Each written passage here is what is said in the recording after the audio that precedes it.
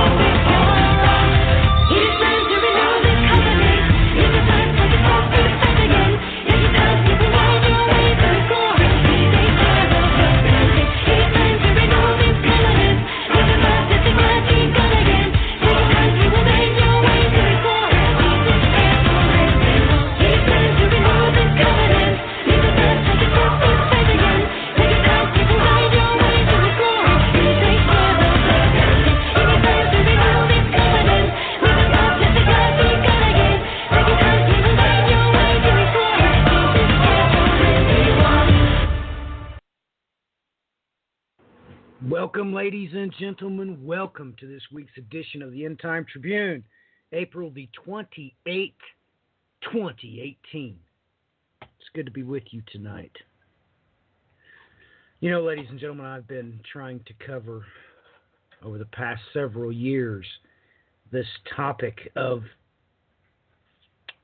oxygen saturation in the Earth's major waterways. But now it's beginning to really stare us in the face. This was released just today. A new study exploring depths of the Gulf of Oman revealed massive increases in the size of its dead zones, an area with too little oxygen for the survival of marine life.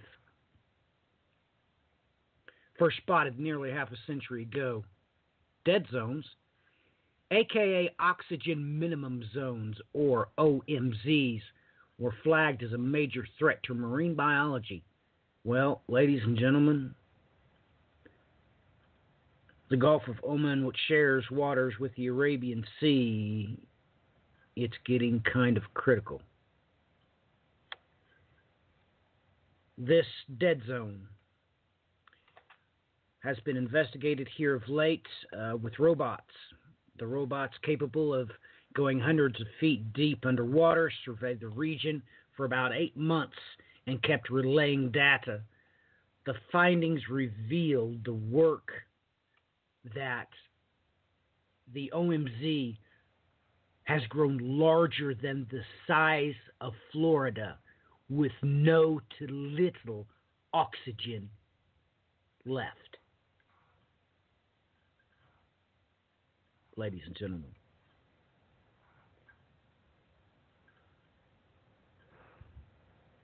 if you can't see that things are off kilter,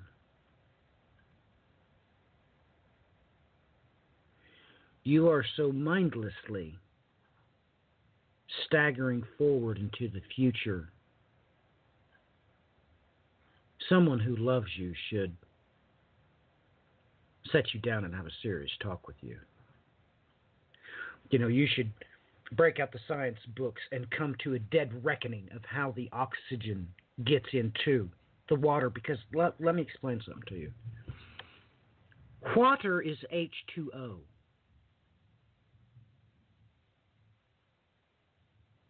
But of course that does not provide the breathing for living creatures. Free oxygen saturates the water. And we have it in streams, rivers. We've got it everywhere on this planet. And as this article pointed out, they were just discovered not too awfully long ago. And yet, every year I cover article after article after article about it. It is the main contributor to fish kills, which continue to happen, and everybody fails to report on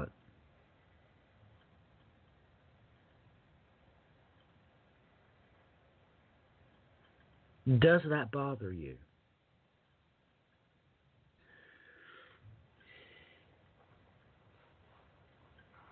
Water being saturated with oxygen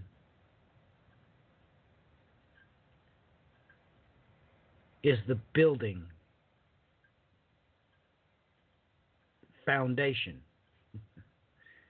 It's the stones that are supposed to be well below the frost line that make up the foundation of what you call the food chain.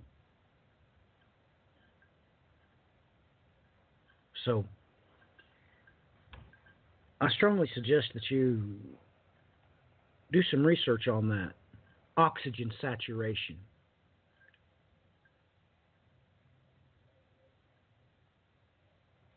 Because we've obviously got problems that are getting bigger.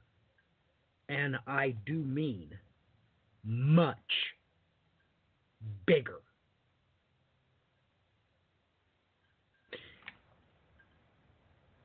Ladies and gentlemen, you need to consider where it is that you're standing, because you're either standing in His good graces or you're not.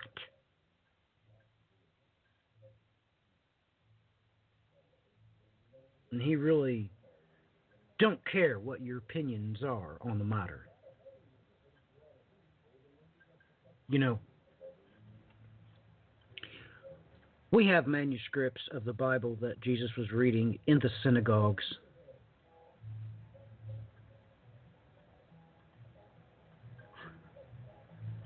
They're from 300 BC. I personally came to the dead reckoning in my mind about the time I was 17 years old. that the reason why all these cunningly devised fables had sprung up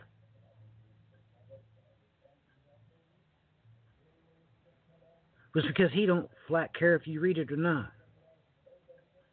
When the time comes, he's going to pull it, and that's what he's going to judge you off of. It amazes me how many correspondence I get with people who actually think that God cares about what they do for employment. He really don't care, ladies and gentlemen. He don't care. He don't. He cares about what you do. Did you lie today? Did you steal today?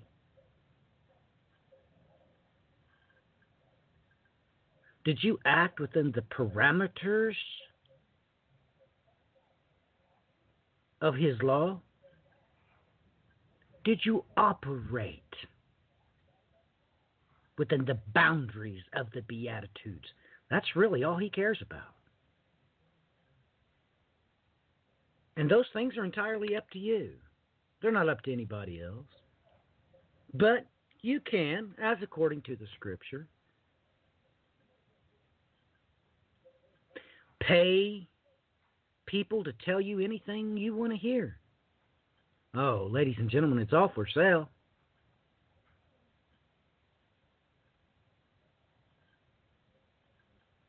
Let's get back to that dead reckoning.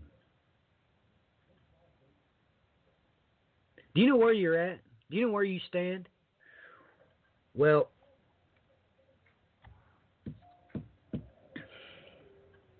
I strongly suggest you consider these things.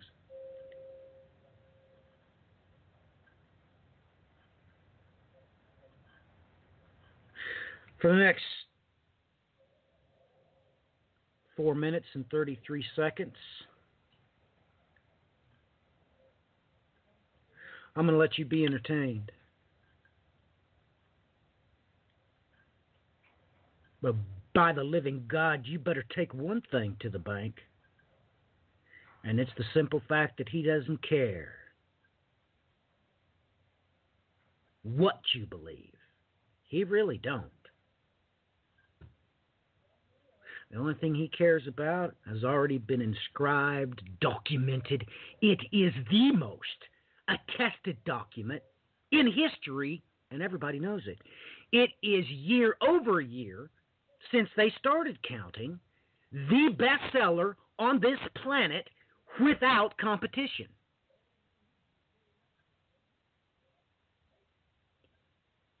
And what just came out of my mouth is probably exactly the question He's going to ask you. He's going to tell you, I didn't have to tell you anything. I already did.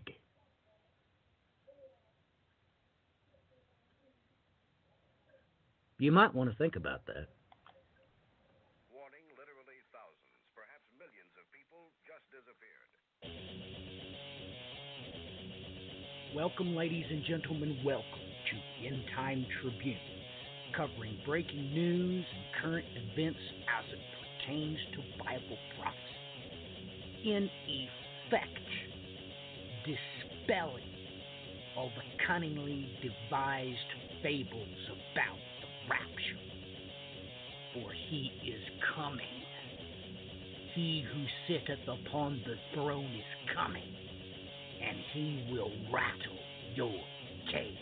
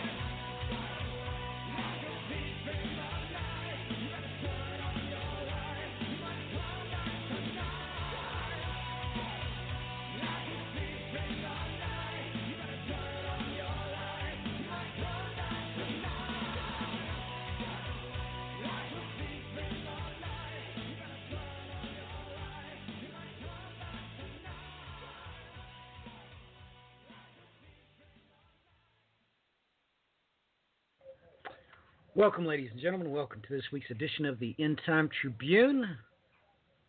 Let's get the boys in the saddle, shall we? Clinton, how has your week progressed, and what's been catching your eye in the news this week? I've had a pretty good week, just trying to make sure I stay positive and stay focused on, everything that's happening individually in my life, but also watching what's going on with the news. Now, when it comes to the news, you have one side of the news that is incredibly exciting because you see prophecy being fulfilled right before our eyes. And you have the other side of the news that the only way I can describe it is stupid. Just stupid. I feel like I'm getting dumber the more I watch it.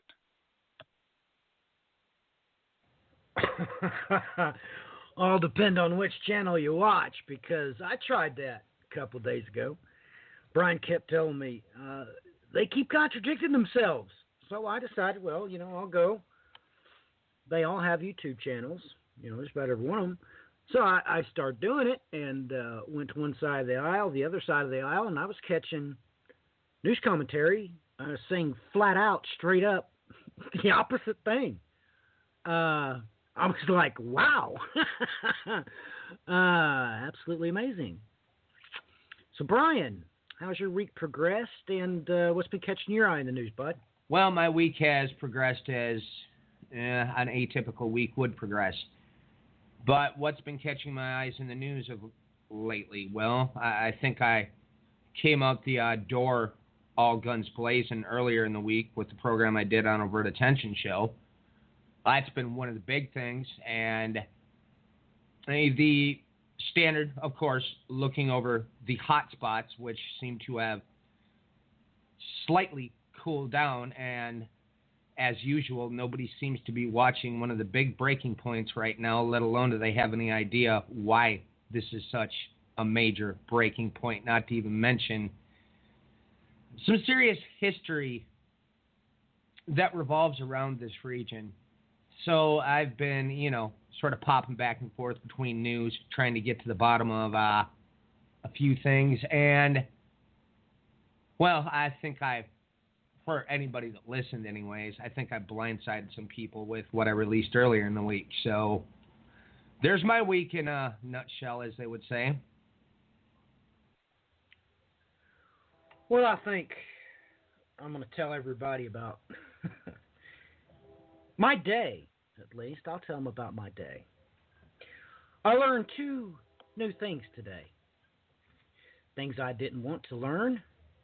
Things I had no intention of ever actually caring about.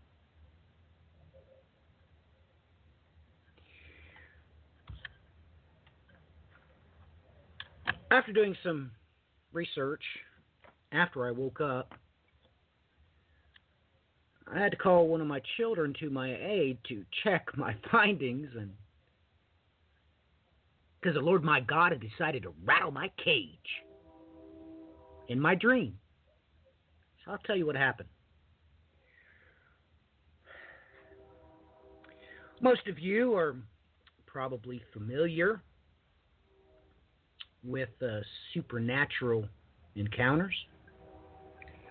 Well, this one I was not too awfully pleased about. Because I woke up and something was holding me wrapped up in the blankets. At first, I tried to get up and get the covers off of me, but it was like I was literally wrapped tight in these blankets. Couldn't move, and I could physically feel their hands as they had me in a bear hug. And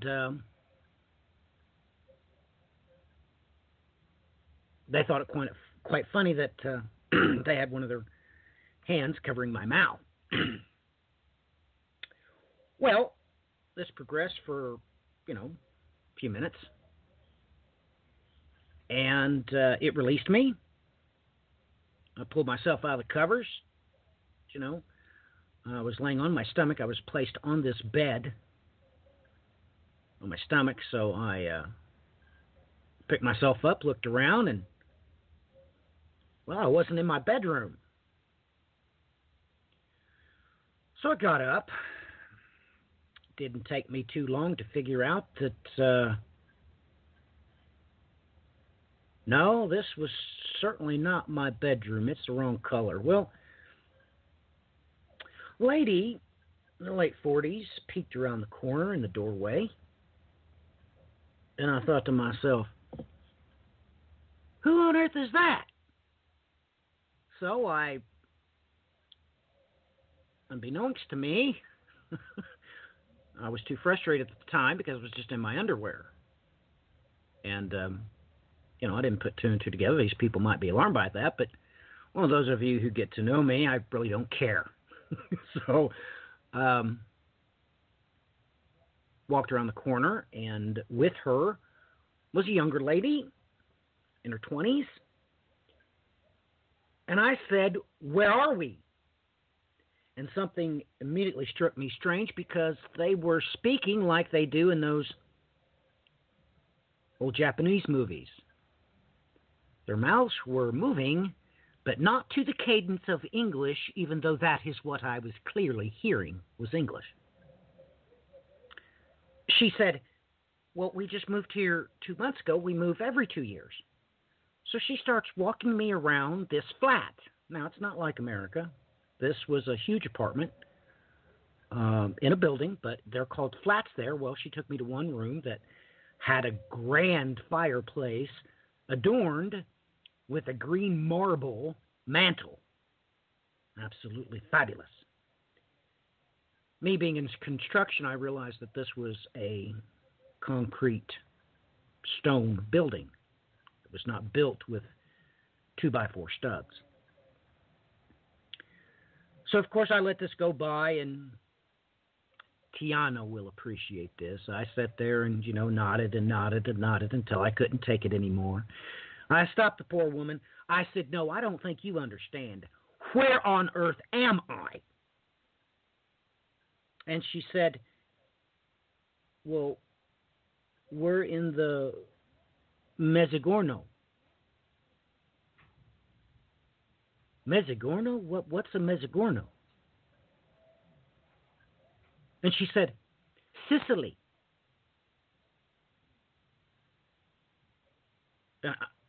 I said, Sicily? You mean Italy? And she said, no, that's across the Messina.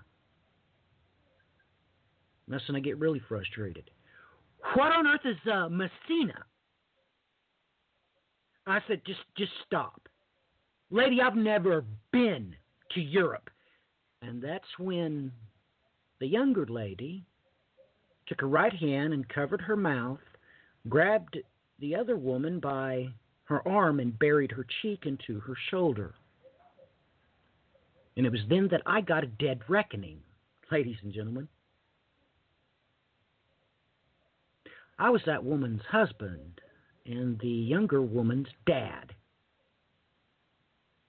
And I realized that I was taking part in a conscious displacement.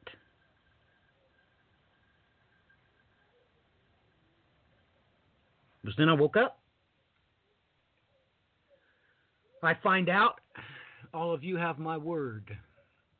I had no idea that it was the Strait of Messina that separates Sicily from Italy. And I had no idea that southern Italy governorate is called the Mezzogiorno. That's what the southern portion of Italy, Sicily, and the island of Sardinia is called. That means, in Italian, midday.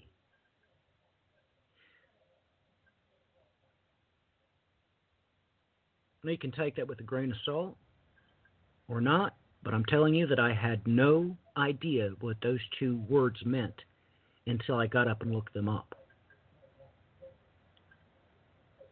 The only thing that really rattled my cage when I researched these was, what would this possibly have to do with me? Well, ladies and gentlemen,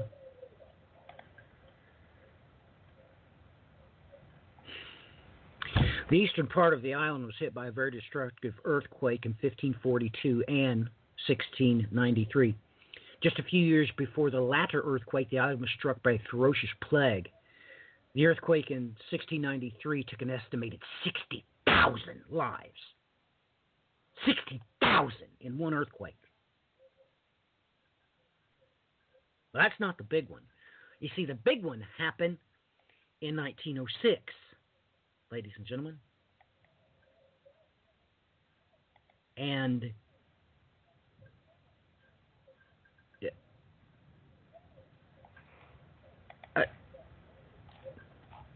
I'm sorry, 1908.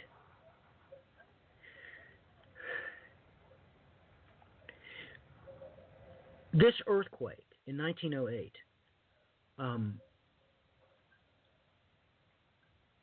it killed between 75,000 and 200,000 lives. Now, being a student of geology, well, actually having aced geology in an institution of higher learning, I looked for anomalies, and I found one. An eyewitness to this earthquake said that, well, they chronicle something that really I'd never seen before in all my geological research. The most damage was done by a vertical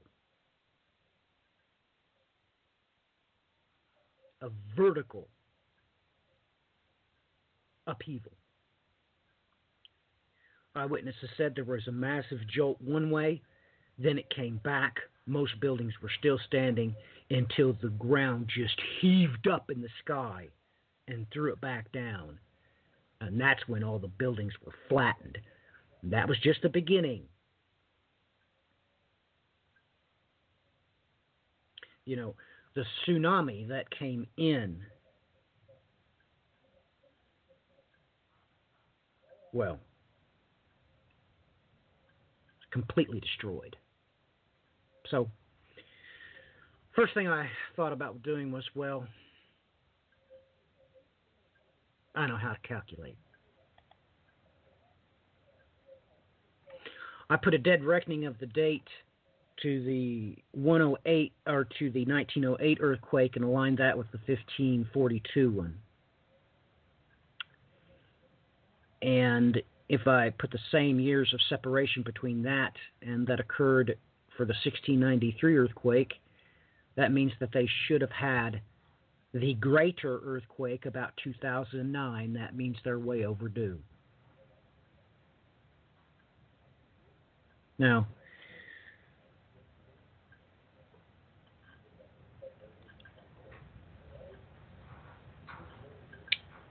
you know, I don't have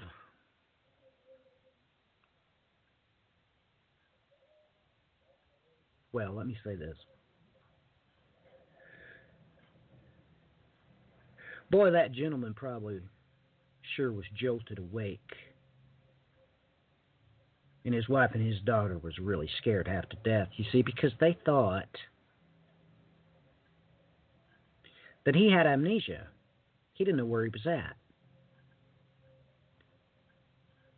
But ladies and gentlemen, I hope he bore witness to what I witnessed, because if so,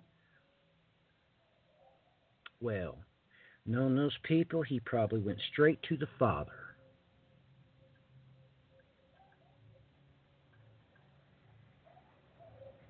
He probably went straight down to the local parish, asked for the priest. And that priest is privy to all the Catholic Church records. And I'm sure right now that Catholic priest is probably really thinking about what he should do about this mess he just walked into.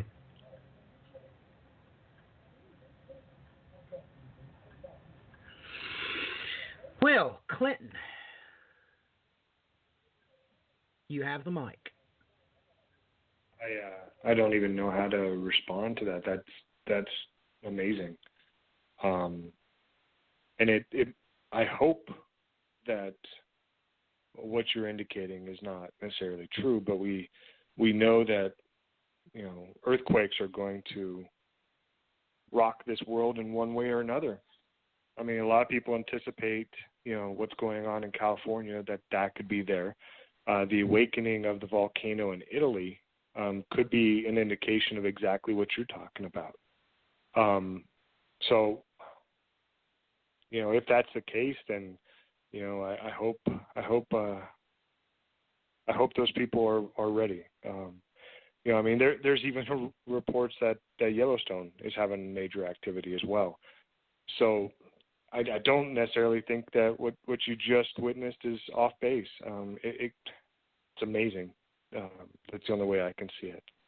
I wanted to start my little diatribe just a little differently, and I just wanted to say thank you to everyone that supports us, everyone that listens to the broadcast, and everyone that is diligently watching what's going on, that is trying to pay attention to all of this information that is being thrown at us on a daily basis. I mean, it's near impossible to keep up with everything. And I know that, Matthew and Brian have both increased their broadcasts and their writings and everything to try to explain what is going on and try to get as much information out as well. And I have done the same as well. I've been really putting a focus on trying to put more broadcasts on the Diligent Watchman on Podbean, and put it on Twitter so that everyone can see it as well. Because this information has to get out to everyone, and people have to be understanding of what is going on and how important it is to what is happening. So I just wanted to say thank you to all of you that give us a support. Now, the other side of the spectrum, we're told that through Scripture that there will be a loss of peace, that there will be this chaos that ensues the world and just encompasses everything. And unfortunately, we're seeing this play out in a way that is the best way I can say it's getting frightening. I mean, we have talked about, for instance, just to go to the magnet, go to the focal point, that's Israel. And we've talked about the protests that are going on in Gaza and the violence that is ensuing between Israel and the Palestinians. And it's getting out of hand. It's getting more and more violent. I mean, these protests started back on March 30th. So they've been going on for over a month now. Every Friday, they intensify. And every Friday, the Israeli military does actions against the Palestinians. I mean, there's been numerous reports of people killed, 40 of them to be exact, before Friday. There was another 3 that were killed on Friday. There are reports of over 5,500 injured since March 30th. And that doesn't count the 300 that were injured on Friday. And a large portion of those were injured from live rounds or the use of gas, other military tactics against civilians. And this is just going to intensify. The Palestinians have said that they are not going to lay down. They are not going to stop this.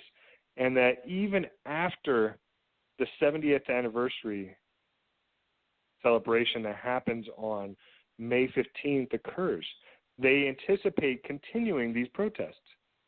So, I mean, you can believe that these protests are going to get more and more violent, more and more aggressive to build up to the 15th of May. And then after that celebration occurs, which we have Jared Kushner and his wife Ivanka that are talking about participating and being there for the celebration, the moving of the U.S. Embassy as well. But we're also hearing reports that President Trump plans on being there as well. In the midst of all this violence, all this chaos, we're going to add to it. That's the only explanation that can happen is it's going to be added to it. And this violence is going to accelerate. But this is just one aspect of this violence that is encompassing the world. I mean, we see reports, even in the workplace. We have, I saw an article where, a male employee stabbed his female boss 15 times, and because she was a bully to him. I mean, we always think of this bully movement, and how children are being bullied at schools, but we never anticipate it happening at work, and that is intensifying to the point that you wouldn't necessarily think that it would be a female worker or female employer doing it to a male worker, but it happened. And this violence is growing. This violence in the workplace is growing, and it's very, very scary to anticipate. It's very scary to think about, because there's certain things in our world that we should be peaceful, and work are two of those places that it should be peaceful, but it's not. It's not. We have teachers that are protesting on a massive scale. Here in Colorado, we had the last 2 days, Thursday and Friday, the schools were shut down because of the protests of the teachers needing more pay. And, of course, the Colorado legislation is talking about passing a law to make it to where if the teachers protest, that they're going to go to jail. I mean, that's their response is we're not going to allow you to protest. We're not going to pay you more money. We're just going to throw you in jail. That's the violence. That's the loss of peace that is happening. We have an attack that happened in Toronto this last week. I mean, the news is coming out so quickly that I almost forgot that happened since the last End Time Tribune, that we had this attack in Toronto where we have, I believe he's 25 years old. He's driving a van. He decides to go onto the sidewalk and just starts swerving to hit people. I saw a report that a woman pushing a child in a baby carriage, he swerved to hit them. I mean, 10 people were killed, 14 were injured from his attack. And they caught him. The police officer was regarded as a hero for not shooting him. He was regarded as a hero for catching him. Well, okay, so we were able to learn something about this guy's motive, about why he did what he did. And that's where it gets even more scary. The reason that he induced this violence against civilians, against innocent, was because he felt that he was neglected by those of the opposite sex, that he was part of this movement called the incels. They're involuntary celibates. Basically, people that are unable to have sex with someone of the opposite sex because they feel they're undesirable, so they are retaliating in violence. I mean, he came out and he said that this is the beginning of the revolution. I mean, what kind of revolution is that? Like, seriously, you're upset because you are undesirable to the opposite sex, so you're going to kill people? And this is not the first attack that has been this. I remember one happened in California earlier this year, or last year, and he references that attack.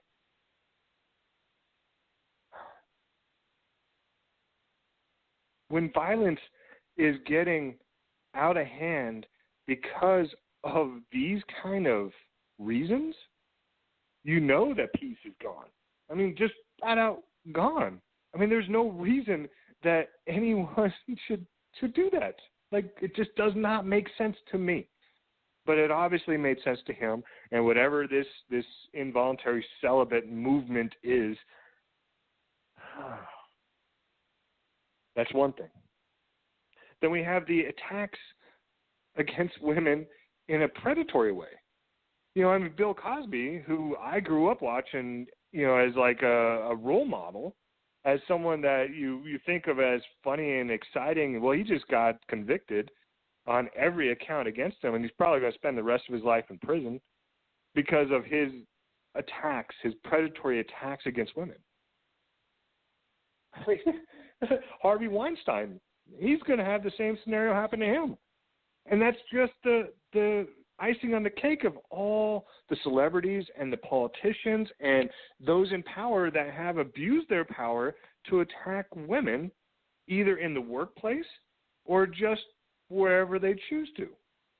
From a female standpoint, if you want to have, intercourse, you have to choose the right person, because if you say no to the wrong person, they may run you down or kill you. And if you say no to the other side of this aspect, they may drug you and then do it anyhow.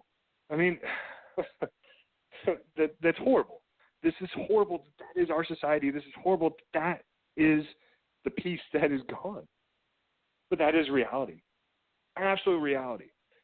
And, I mean, it doesn't even stop at that level. I mean, you look at just another example, the President of the United States. I mean, these reports coming out of the sexual deviance on his part. I mean, you can believe it or not believe it, but, I mean, there comes a point when you're seeing it everywhere that you have to kind of think there's something to it, especially when, the FBI raids his lawyer's office, and then the lawyer decides to plead the fifth and not say anything against his actions of paying people off to cover up sexual deviance. I mean, seriously, these are things that we have to talk about. These are things that we have to look at and realize that they're part of our society, that we have to seriously. Like, I can't even fathom the fact that this is where we are at, but it is. Plain and simple, it is. And these attacks against women is absolutely grotesque and horrible. These attacks against innocence is horrible. And that leads us to the next one. These attacks against people of different races. We see, the debacle that happened with Starbucks, where two black individuals decided to have a business meeting at Starbucks, and that was the wrong spot for them to do it. And so they got the police called because they were sitting in Starbucks. And their only crime was they were black and they asked to use the bathroom. The police arrested them. This violence ensued.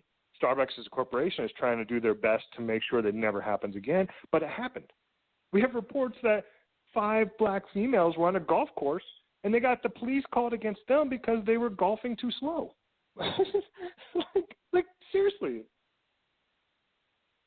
We have a teenager that got shot in his grandmother's backyard because he reached for his cell phone, and it wasn't like he got shot by the police once. He got shot by the police 20 times because he was in his grandma's backyard and grabbed his cell phone.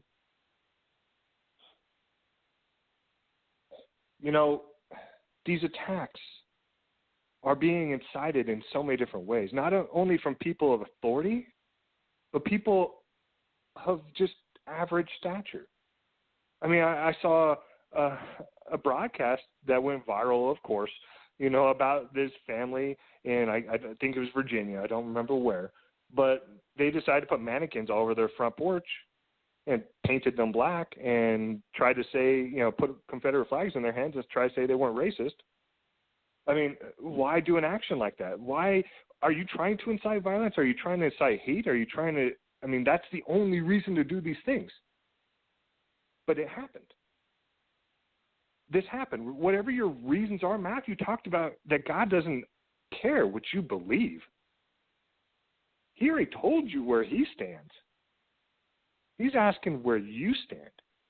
And these are all examples of people in power or people that are just messed up, showing where they stand, showing that they actually support violence, that they support hate, that they support this negative view on life, that the peace in the world is gone.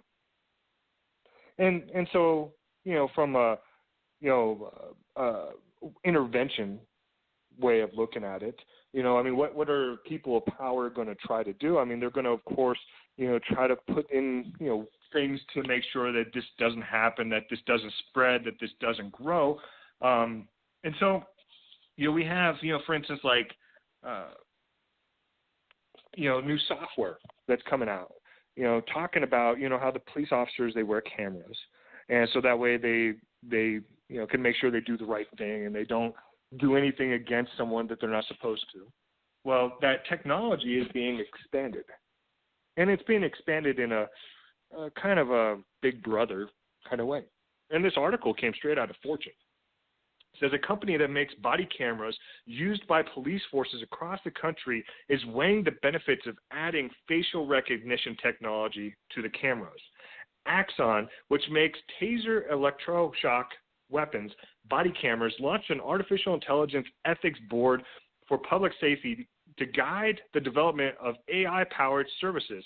The first meeting is scheduled for Thursday, but this already has been met with backlash and controversy. More than 40 civil rights, technology, and media privacy groups have voiced their concerns about the police body cameras in a letter to the AI Ethics Board that includes groups like American Civil Liberties Union and the NAACP.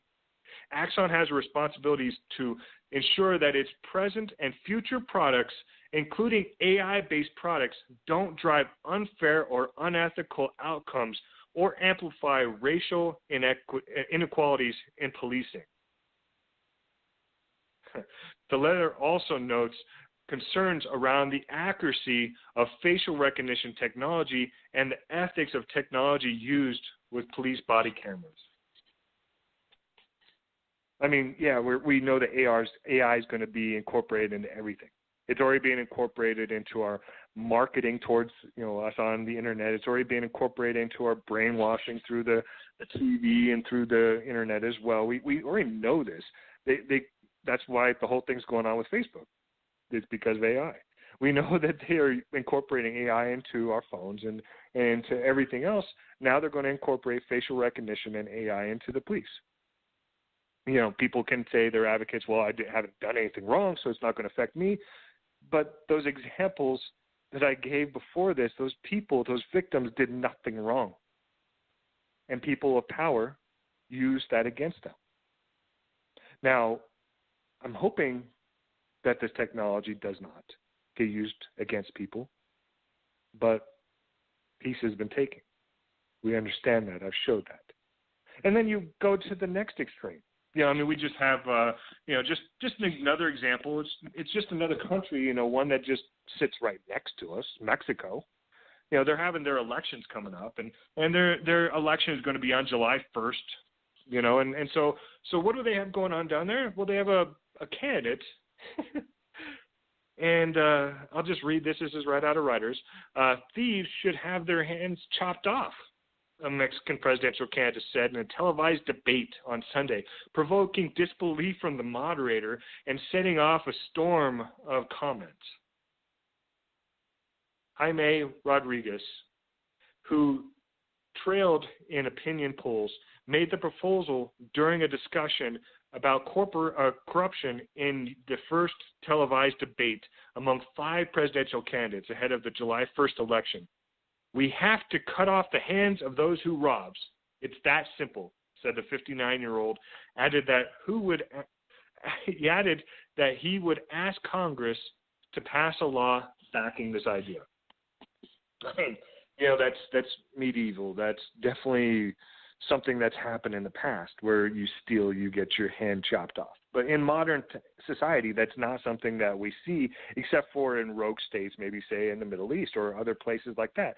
But to have it be a country that is supposedly a democratic country that has a lot of violence that's being ensued against it right now, and has an economic problem where people are having a hard time feeding themselves, and their response is to chop people's hands off. Again, violence has been taken, and this is the people of power, their solution to stop this violence. Well, we'll take it to another extreme as well, another topic. We know Saudi Arabia, they've had a history of not necessarily liking, freedom. We've talked about the Crown Prince and how he is revolutionizing the whole country, and everyone's like, wow, he's going to make peace. He's best friends with, Jared Kushner. He's making all these waves, with President Trump and the Jewish community within the United States. And, he opened up citizenship to Sophia, artificial intelligence in Saudi Arabia. His response to crime in Saudi Arabia is also interesting as well. The anti-death penalty rights group, Reprieve, said in March that Saudi Arabia execution rate has increased since Mohammed bin Salman was appointed crown prince in 2017. The group said 133 executions have taken place in 8 months since his appointment last June, compared to 67 in the 8 months before. The group's director said the doubling of executions under the new crown prince revealed that beneath his glossy public image, Mohammed bin Salman is one of the most brutal leaders in the kingdom's recent history. Just to give you an idea, the number of beheadings in Saudi Arabia during the first quarter in 2018, they rose by 70%. That's their solution. If you don't abide by the law, they're just going to chop your head off. And this is a guy that is making waves across the world with his diplomacy and his business deals and the buddy-buddy nature that he's making. And the fact that he's so buddy-buddy with the United States, we have to be and pay attention to the actions that he's doing. And this is a direct action of his stance against crime. So we have a loss of peace, and so the response is to cause more peace to be taken and to chop people's heads off. Let's just pray that philosophy doesn't come to the United States. Oh, wait, it already has. Oh, we've already talked about how Trump's solution is equivalent to what the drug solution is in Indonesia. I mean, Trump has come out and said that he endorses the death penalty for drug dealers. Oh, so the stance of the United States and the stance of Saudi Arabia are eerily similar when you look at it from that perspective. It's just the truth. Just throw it out there. Now, to kind of change the topic just a little bit, we're gonna go back to the Middle East and talk about Turkey, because we had something very interesting happen with Erdogan. He is a president of Turkey. He's given himself so much power, and his term doesn't end for another year. And so, what does he do? He decides, oh, by the way, we're going to have a snap election. Surprise! I want to have the election a year early because, well, I'm going to guarantee I'm going to win. And I want to make sure I wrap up the presidency in Turkey because we're having so much economic problems and because of all the problems in Syria. I want to make sure that I'm the president during that whole time. So he's having a surprise election on June 24th. And he came out and guaranteed victory, of course. That's just, you don't have a surprise election unless you are going to make sure you're going to win. And then you build on that in Iran and Russia and Turkey. They just had a meeting, on yesterday, talking about Syria and what they need to do. They've had a couple different meetings about Syria, about what they plan on doing and how they want to try to get rid of all the terrorists in Syria and how they want to bring peace to Syria and all those things. Well, they did something very interesting on Saturday, today. Is Turkey came out and said that the only way that they're going to be able to get like a legitimate solution to anything that they put together is by getting UN support. So they're going to the UN to get UN support on whatever they came up with yesterday to find a solution in Syria. So we have the United States that already says, well, we're not leaving Syria, even though we said we were going to leave Syria, but then there was a chemical attack that, Syria says that the United States did, or at least France or Great Britain did. So we're not going to leave Syria. And now there's a solution going to be presented to the United Nations. I mean, you can see how muddied and messy this is getting. But that is a scenario that's going on right now. And it's just continuing to build. I mean, we have, President Trump came out and said that, immensely wealthy countries must pay for U.S. protection. I mean, U.S. President Donald Trump has said that some immensely wealthy countries in the Middle East will have to pay for American protection and deploy their own troops to Syria. Speaking at a news conference with French President Macron, on Tuesday, Trump said these countries wouldn't last a week without U.S. support. Countries are in this area, some of which are immensely wealthy, would not be there except for the United States and to a lesser extent France. They wouldn't be there except for the United States. They wouldn't last a week. We are protecting them. They must now step up and pay for what is happening. Those are quotes from the President of the United States. I know it doesn't sound presidential, but it is. Trump, he didn't name any countries. He just says they will pay. Otherwise he's going to pull out of Syria. So, I mean, we know that he's talking about Saudi Arabia. And so what does Saudi Arabia do?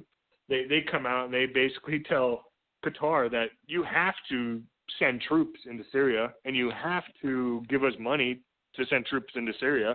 Otherwise, your country's going to fall because the United States is going to pull all this. I mean, Saudi Arabia has already put a noose around the neck of Qatar. They've already closed them off, and they've even tried to make their border between Qatar and the United States. They're going to dump all their nuclear waste there and just basically make a moat around that country. And now they're requiring them to send troops into Syria, or the United States is going to drop all support for them. Well, Qatar came out today and said, no, we're not going to do that. We're not going to. I think their direct response is they are not going to be brainwashed by Saudi Arabia to send troops into Syria. I mean, that's their official response. So this whole thing that's going on in Syria is getting very, very muddy. And it's already spreading to all these different countries because, well, the Crown Prince is involved again. His actions are dictating a certain way and growing from there. From a completely different aspect, we have something going on in Venezuela that is very interesting as well. Last week, Venezuela, for those of you that don't know, they're on top of the largest oil reserve in the world, so they're very important when it comes to the oil market. And anytime you have issues with the oil market, which is primarily in the Middle East and Venezuela, price of oil goes up, and anyone that's filled their gas tank recently, you can see that happening. So what happened in Venezuela last week is very interesting. What happened this week is even more interesting. Last week, 2 Chevron employees, they were arrested by the Venezuelan government, and they're being charged for treason because they would not sign a joint venture with the Venezuelan oil company. So basically, they would not allow Chevron to do joint ownership with the Venezuelan country-owned oil company. So they arrested them, and they're charging them with treason. Chevron then took all their executives, and they shipped them out. They're not going to allow them to stay in the country. I mean, and this is straight off of Reuters. U.S. oil major Chevron Corp has evacuated executives from Venezuela after 2 of its workers were imprisoned over a contract dispute with state oil company PDVSA, according to 4 sources. Chevron asked other employees to avoid the facility of its joint venture with OPEC nations oil. The arrests in a raid by national intelligence officers were the first at a foreign oil firm since Venezuela's government launched a purge last fall that resulted in the detention of more than 80 executives at PDVSA and business partners accused of corruption. So this has been going on in Venezuela for a while on their side of it. But now they're branching off and they're arresting American workers from American companies. And, of course, the major executives are being shipped out of the country. To add on to that, an international arbitration court has ordered Venezuela's state-run oil company, PDVSA, to pay ConocoPhillips $2 billion for early dissolution of 2 joint ventures for producing oil in the OPEC member nation. Conoco assets in Venezuela were expropriated in 2007, according to a nationalization of the country's oil industry led by Hugo Chavez. The firm left the nation after it did not reach a deal to convert its projects into a joint venture controlled by PDVSA. So basically we have Conoco and we have Chevron that are both being impacted in Venezuela with their oil distribution because the Venezuelan government is trying to make them sign a joint venture so they can basically take control of those operations. That's what is going on here. And because both of the companies would not do it, they arrested the Chevron employees, and the U.S. court system, the arbitration system, came back with a $2 billion judgment against them for their actions. So you see this buildup in the oil industry is drastically increasing. It's going to affect oil prices on a drastic level across the globe. Because if we have what's happening in the Middle East develop and grow, which we know will, and we see what's happening in Venezuela grow, that's going to affect oil prices across the globe, and that's going to affect everything in your pocket because everything goes up when oil prices goes up. But don't worry. Don't worry. There's peace between North and South Korea. You know, that happened this week. There's peace. I mean, Kim Jong-un, he came over into South Korea. It's the first time that a Korean leader went across the border in 65 years. He brought his own bathroom because he was afraid that they may search through his poop and see what he eats. I mean, that's kind of the mentality of what he has. But he also, made a big display where he's driving down the road and had his 12 bodyguards or 12 Secret Service agents running along the side of the car as he's driving down the road. You know, made a big spectacle. You know, and the whole thing is they're going to stop doing nuclear tests. You know, they're going to sign a peace deal with South Korea, and they're not going to make any more nukes. You know, it has nothing to do with the mountain that they've been doing all the tests with collapsed. You know, it has nothing to do with that. It has everything to do with, President Trump, and his negotiation skills, between North and South Korea. That's what the news and the TV is saying, of course. They're even talking about that President Trump should win the Nobel Peace Prize because of his actions in the Korean Peninsula. So don't worry about, all this loss of peace or war in the Middle East or, North Korea nuking everyone. Don't worry about that because, President Trump, he solved that and he should get the Nobel Peace Prize for doing that. So I know I kind of leave it on an interesting little part, Matthew, but I'll hand it back over to you. But all I have to say is don't believe everything you're told when it comes to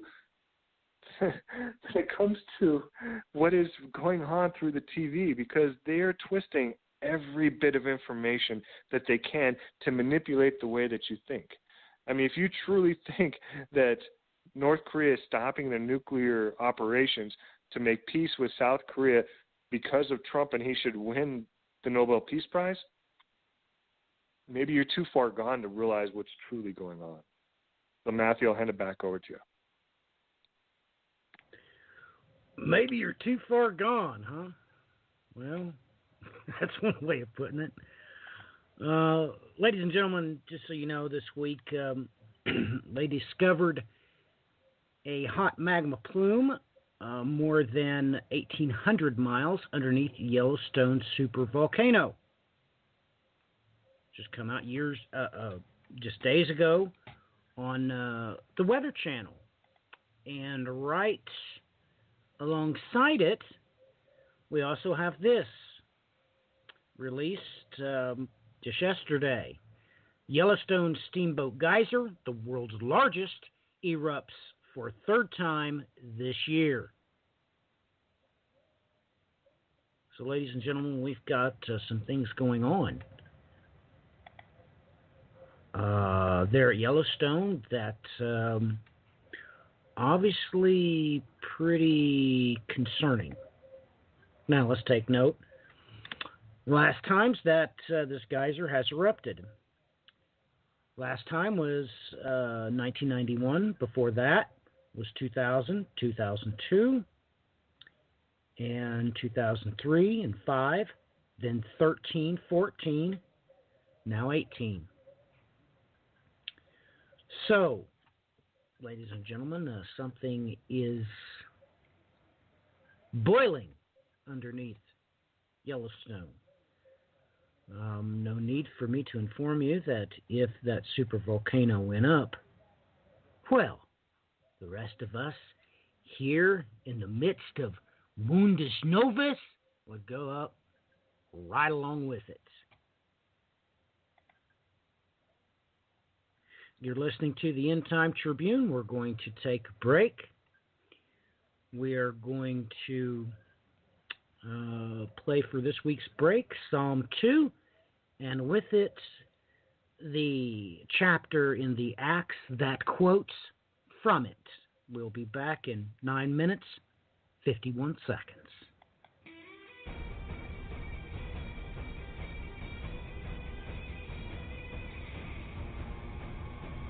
Psalm 2.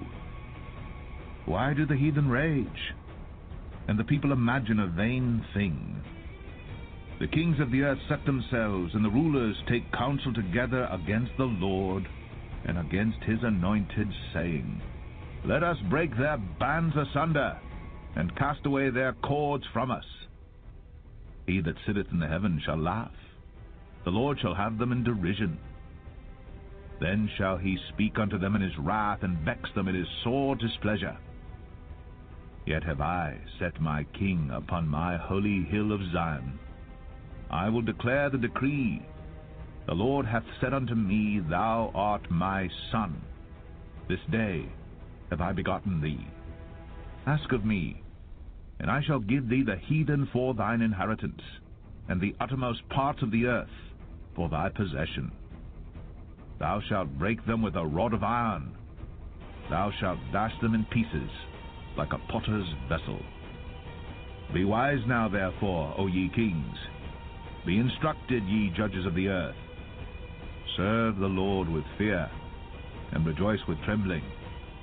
Kiss the Son, lest he be angry, and ye perish from the way, when his wrath is kindled but a little.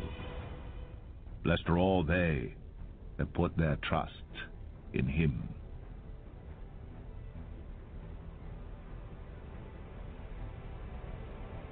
Acts 13. Now there were in the church that was at Antioch certain prophets and teachers, as Barnabas, and Simeon that was called Niger, and Lucius of Cyrene, and Manaen, which had been brought up with Herod the Tetrarch, and Saul. As they ministered to the Lord and fasted, the Holy Ghost said, Separate me, Barnabas and Saul, for the work whereunto I have called them. And when they had fasted and prayed, and laid their hands on them, they sent them away. So they, being sent forth by the Holy Ghost, departed unto Seleucia, and from thence they sailed to Cyprus. And when they were at Salamis, they preached the word of God in the synagogues of the Jews. And they had also John to their minister. And when they had gone through the isle unto Paphos, they found a certain sorcerer, a false prophet, a Jew, whose name was Bar-Jesus, which was with the deputy of the country, Sergius Paulus, a prudent man, who called for Barnabas and Saul, and desired to hear the word of God. But Elymas the sorcerer, for so is his name by interpretation, withstood them, seeking to turn away the deputy from the faith. Then Saul, who also was called Paul, filled with the Holy Ghost, set his eyes on him and said, O full of all subtlety and all mischief, thou child of the devil, thou enemy of all righteousness, wilt thou not cease to pervert the right ways of the Lord? And now behold, the hand of the Lord is upon thee, and thou shalt be blind, not seeing the sun for a season. And immediately there fell on him a mist and a darkness, and he went about seeking some to lead him by the hand. Then the deputy, when he saw what was done, believed, being astonished at the doctrine of the Lord. Now when Paul and his company loosed from Paphos, they came to Perga in Pamphylia, and John, departing from them, returned to Jerusalem. But when they departed from Perga, they came to Antioch in Pisidia, and went into the synagogue on the Sabbath day, and sat down. After the reading of the law and the prophets, the rulers of the synagogue sent unto them, saying, Ye men and brethren, if ye have any word of exhortation for the people, say on. Then Paul stood up, and beckoning with his hand said, Men of Israel, and ye that fear God, give audience. The God of this people of Israel chose our fathers, and exalted the people when they dwelt as strangers in the land of Egypt, and with an high arm brought he them out of it. And about the time of 40 years suffered he their manners in the wilderness. And when he had destroyed 7 nations in the land of Canaan, he divided their land to them by lot. And after that he gave unto them judges, about the space of 450 years, until Samuel the prophet. And afterward they desired a king, and God gave unto them Saul the son of Kis, a man of the tribe of Benjamin, by the space of 40 years. And when he had removed him, he raised up unto them David to be their king, to whom also he gave testimony and said, I have found David the son of Jesse, a man after mine own heart, which shall fulfill all my will. Of this man's seed hath God, according to his promise, raised unto Israel a Saviour, Jesus. When John had first preached before his coming the baptism of repentance to all the people of Israel, and as John fulfilled his course, he said, Whom think ye that I am? I am not he, but behold, there cometh one after me, whose shoes of his feet I am not worthy to loose. Men and brethren, children of the stock of Abraham, and whosoever among you feareth God, to you is the word of this salvation sent. For they that dwelt at Jerusalem and their rulers, because they knew him not, nor yet the voices of the prophets which are read every Sabbath day, they have fulfilled them in condemning him. And though they found no cause of death in him, yet desired they Pilate that he should be slain. And when they had fulfilled all that was written of him, they took him down from the tree, and laid him in a sepulchre. But God raised him from the dead, and he was seen many days of them which came up with him from Galilee to Jerusalem, who are his witnesses unto the people. And we declare unto you glad tidings, how that the promise which was made unto the fathers, God hath fulfilled the same unto us their children, in that he hath raised up Jesus again. As it is also written in the 2nd Psalm, Thou art my Son, this day have I begotten thee. And as concerning that he raised him up from the dead, now no more to return to corruption, he said on this wise, I will give you the sure mercies of David. Wherefore he saith also in another psalm, Thou shalt not suffer thine Holy One to see corruption. For David, after he had served his own generation by the will of God, fell on sleep, and was laid unto his fathers, and saw corruption. But he, whom God raised again, saw no corruption. Be it known unto you, therefore, men and brethren, that through this man is preached unto you the forgiveness of sins, and by him all that believe are justified from all things from which ye could not be justified by the law of Moses. Beware therefore, lest that come upon you which is spoken of in the prophets. Behold, ye despisers, and wonder, and perish. For I work a work in your days, a work which ye shall in no wise believe, though a man declare it unto you. And when the Jews were gone out of the synagogue, the Gentiles besought that these words might be preached to them the next Sabbath. Now when the congregation was broken up, many of the Jews and religious proselytes followed Paul and Barnabas, who, speaking to them, persuaded them to continue in the grace of God. And the next Sabbath day came almost the whole city together to hear the word of God. But when the Jews saw the multitudes, they were filled with envy, and spake against those things which were spoken by Paul, contradicting and blaspheming. Then Paul and Barnabas waxed bold, and said, It was necessary that the word of God should first have been spoken to you. But seeing ye put it from you, and judge yourselves unworthy of everlasting life, lo, we turn to the Gentiles. For so hath the Lord commanded us, saying, I have set thee to be a light of the Gentiles, that thou shouldst be for salvation unto the ends of the earth. And when the Gentiles heard this, they were glad, and glorified the word of the Lord, and as many as were ordained to eternal life believed. And the word of the Lord was published throughout all the region. But the Jews stirred up the devout and honorable women, and the chief men of the city, and raised persecution against Paul and Barnabas, and expelled them out of their coasts. But they shook off the dust of their feet against them, and came unto Iconium, and the disciples were filled with joy and with the Holy Ghost.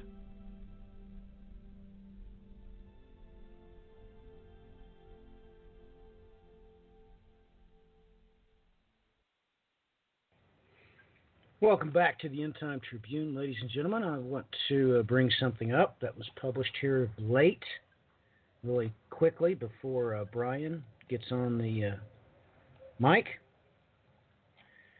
Very strange thing was documented on April the 22nd at 7:42 a.m. by the LASCO C3 telescope.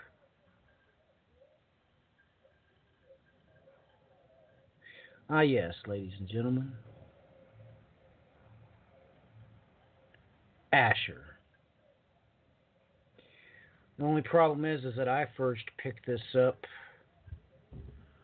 on November the 16th, 2015. It was then that the self-same telescope picked up the same exact image around the sun. Now, at that time, they got multiple shots of it from multiple angles, and it's the lateral one that will get your attention. It plainly is the sign of Asher.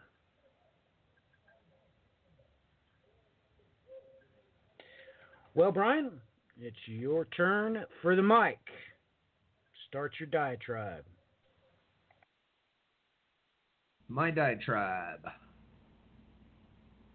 That's an interesting way to put it. It's all the debate on where do I begin with this. You know, I think it's an interesting topic to start with. Maybe how, well, we've brought up the fact that we've got many people entertaining themselves to death. You know, but anybody that, I don't know, ladies, can you attest to this? How much do I take a break in my house? Not many times. Thank you. But I took a break last night to watch a little bit of fiction. You see, I watched a couple of interesting little superhero movies. And, you know, it boggled my mind that you've got a movie released by Marvel and you have a movie released by DC Comics that has more of a clue than what is being taught in your atypical eschatology circles. Now, I found it cute that, for instance, with Justice League, that they managed to point out, hey, folks, by the way, Azazel's up by Siberia. Or what other parallels can we bring in? You see, and this happens a lot. You know, a couple years ago, me and Matthew giggled about the fact that the Assassin's Creed movie pointed out that Eden was by Gondara. You know, and this just keeps going back to the this is classic. Now, why is it that these movies that are of a fictitious base are more in line with reality as opposed to what your standardized, self-appointed watchmen are trying to convince everybody? You see, and maybe this ties into a bigger problem. You know, the program I did earlier in the week, well, people are not going to like what's said in there. I'm not going to sugarcoat it. I'd advise listening to it because you're going to be stunned as it dawns on you what is this nightmare we woke up into? Oh, yeah.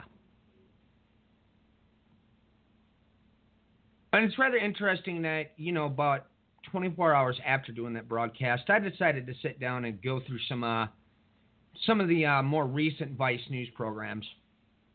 And they start pointing out quite a few things that I've known all this time, but now when you've got actual, you know, scientists that are sitting down and even doing the work with the interconnectivity of, for instance, how it is that those on the right wing are interlocked with their information and how tight of a grouping, basically, everybody in that side of the equation is, because, well, the fractal itself basically proves that, for one, they are all tightly interconnected and vast numbers far surpassing anybody else in the United States.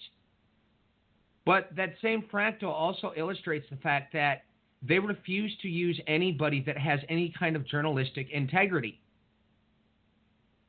The point being is they take all of their stories that they're passing amongst each other, they're taking them from conspiracists that don't even have any form of degree or any right to even be calling themselves a journalist.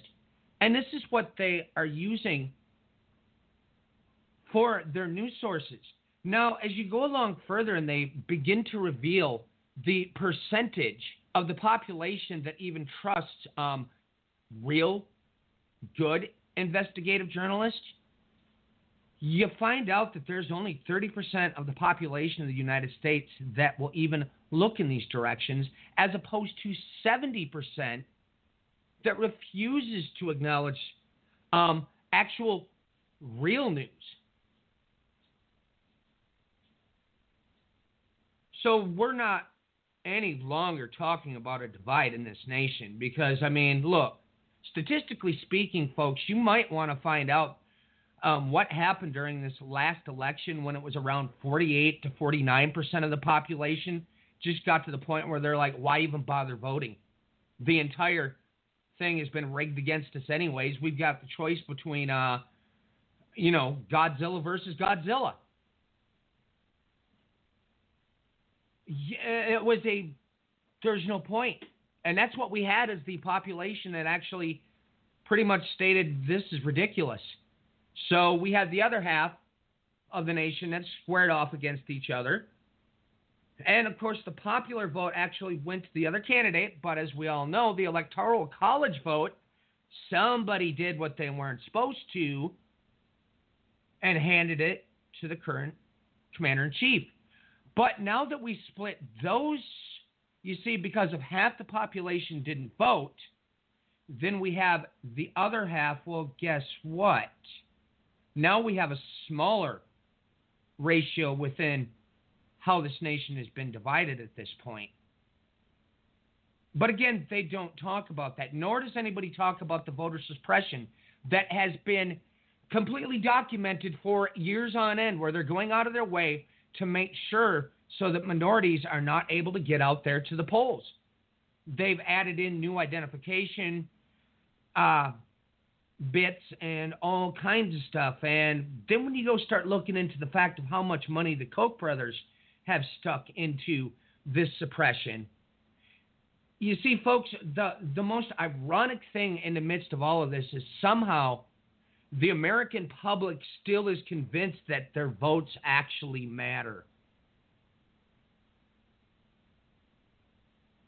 And yet, here we sit,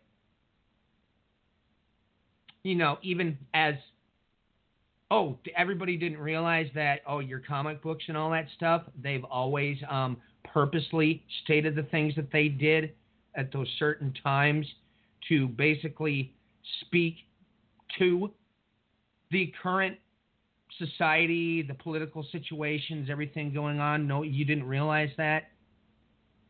Let's see, how was it put up? We woke up in the middle of a nightmare. What was the other one? I like the comment about, and these people are so naive that they think they can hit the snooze button on the apocalypse. That's classic, because that's what's being said by the infamous right-wing crusaders, that the snooze button has been hit on the apocalypse. That pretty much nails it, because I've heard these people say this. This is what they actually believe. Yet out of the other side of their mouths, what else do they say? Well, I mean, what happened the first time around the ride when the Crusaders launched? Why did they do what they did? Well, they have to capture Jerusalem so that Messiah will come back. Everybody didn't realize that this is the same mentality of what's actually playing out in front of our eyes. I mean, look, everybody knows full well now that he was the CIA head, Mike Pompeo, who is bought and paid for by the Koch brothers. It was rather ironic. I came across a woman that put the exact numerical database out there for everybody to see that he's the most highest bought and paid for Koch brother person. Never mind the fact that it's, Mehdi Hassan stated it like this. They just slid a bigot right through the door. Well, why? I mean, folks, it's pretty much common record the things he stated concerning all kinds of different minorities. And yet, here we sit because the moment that a guy multiple weeks back who stated in broad daylight for the world to see until the rapture happens, once he was made the lead of the Secretary of State, our diplomacy, which is now via gunpoint because, well, that was the whole point of putting Mike Pompeo in that spot because, let's see, when he started with the CIA, he stated that we were going to take them back to their paramilitary style way of doing things. But now he's heading diplomacy. And the ruling on him getting that position had barely been handed down, and he was already on the plane heading to speak with NATO. What was he there to speak with them about? Well, the big one is the fact that Russia's a big problem. Never mind the fact that we've, here in the United States, they're already sending more troops to get along that Eastern European border on Russia. So, of course, the big talks over there have to do with that. The big talks on top of it as well are letting everybody know, oh, yeah, you might want to get ready for the fact that we're going to dump the accords with Iran. So today he goes over to Riyadh. He's in Saudi Arabia as we speak. Probably moving on. I believe he's going to Jordan, and he's going to be heading to Israel at some point here. And these are at the heart of what these little meetings are all about. And if any of you have looked into the Koch brothers, because I've brought them up a billion times, and you can find a vast amount of information out there about them, you should be alarmed by these things. But that's the whole problem. I don't see many alarms going off in a lot of people's minds because for some reason, the vast majority of the media they circulate amongst themselves is coming from conspiracists that has no foundation in reality, yet they all run around repeating the same things.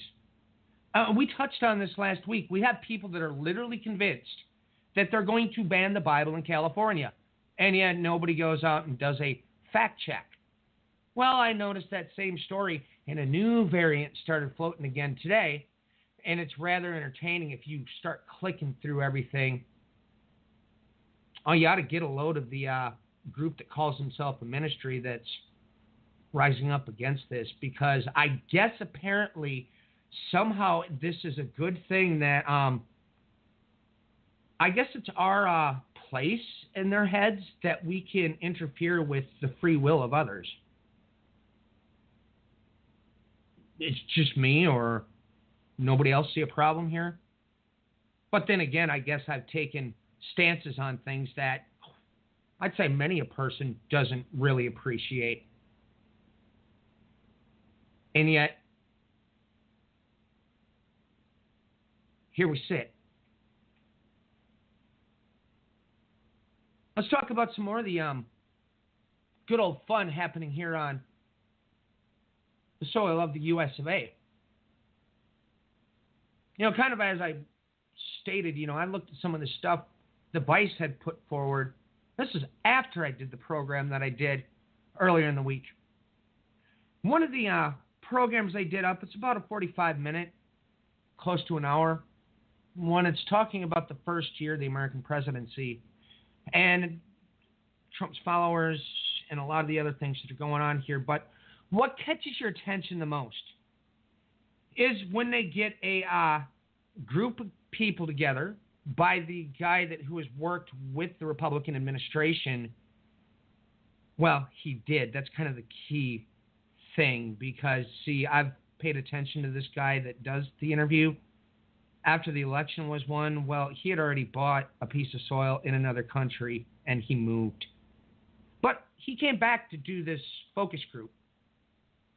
And as you sit and watch this focus group, you're going to become highly disturbed. Well, you might. That all depends.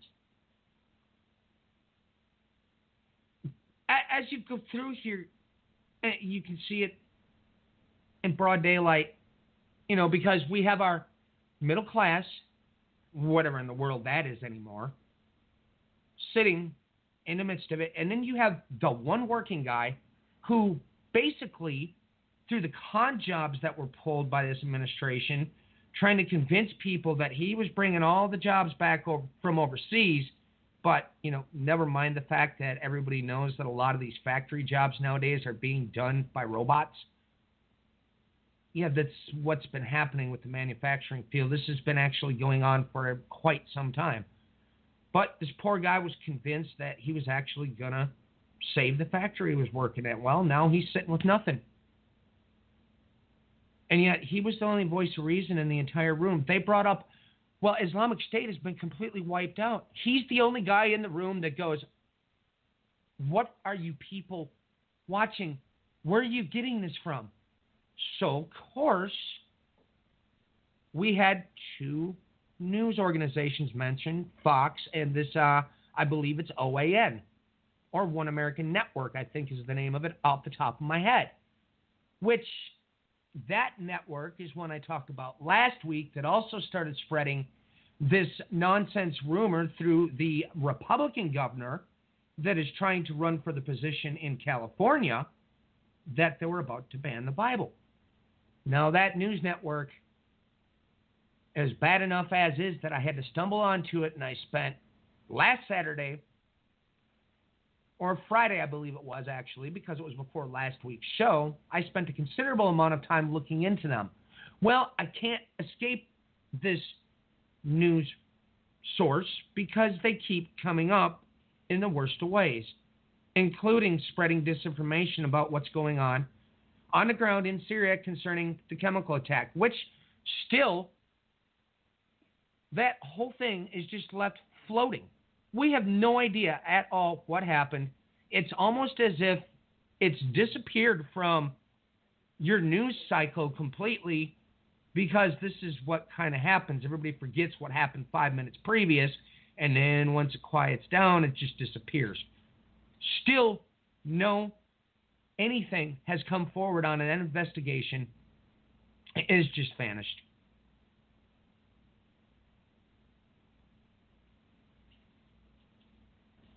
But the one person in there that points out the rather obvious, because ISIS has not disappeared by any stretch of the imagination. And yeah, he was the only one that pointed it out. And the rest of the middle class that was sitting in there, because obviously now this guy has lost his factory job and everything else. He's not even qualified. I mean, what is this class they've come up with for people such as myself and a few others that are lucky if we can put food on the table?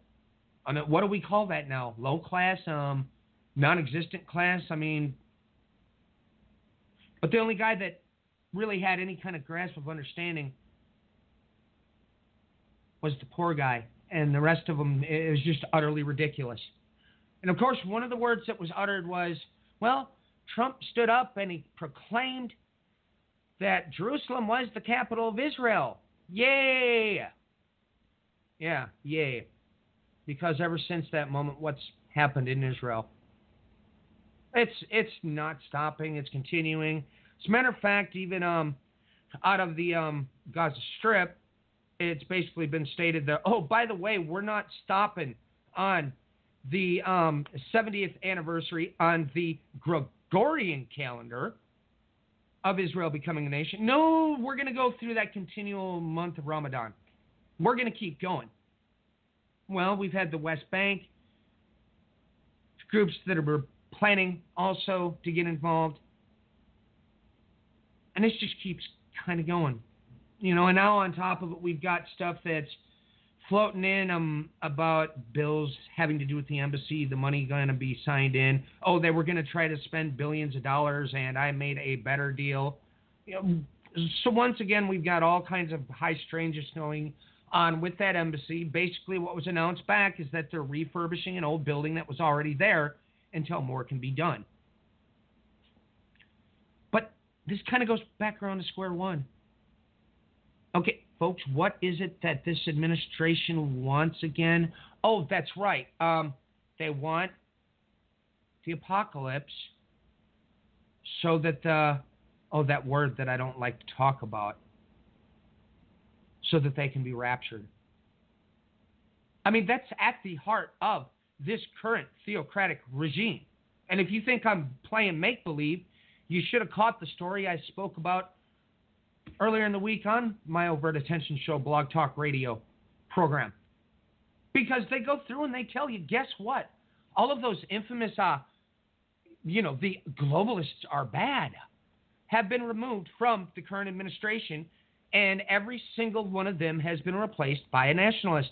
We have sat back and continually watched what has been going on with the shakeups in this administration as they keep swatting somebody else out the door.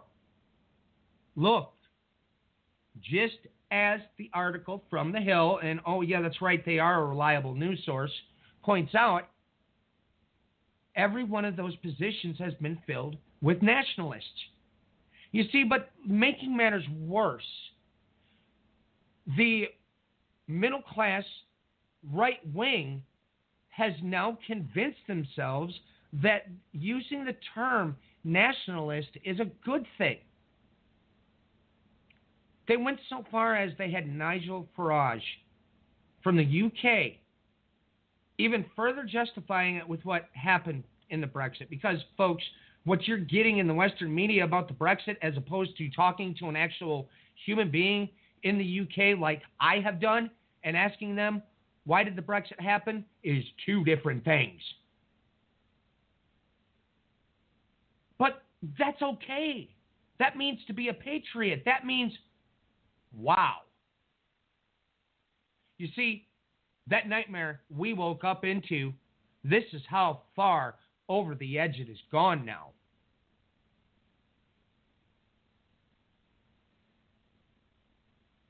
This people in this nation, to a 70 percentile, it's not even half, it's at 70%, believes that news that comes from, let's say, because the big ones who are bought and paid for by this administration, I mean, $50 million per year to Roger Stone and Alex Jones, $50 million. They are convinced that this is real news. Let's see, we had Fox News, who actually had a court case several years back that they went into court to fight for the fact that they can actually spread lies on their network. And guess what the court system did? Said, oh, okay, yeah.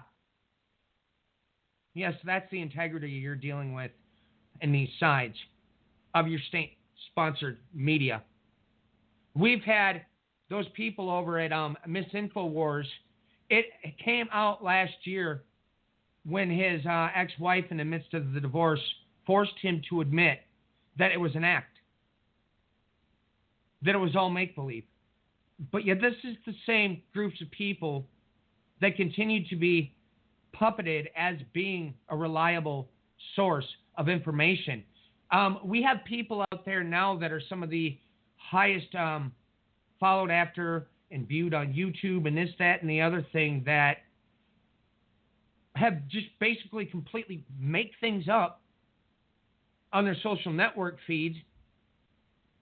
It goes absolutely ballistic. Everybody buys into it. Then we have, let's see, what happened with the infamous Pizzagate event a few years back.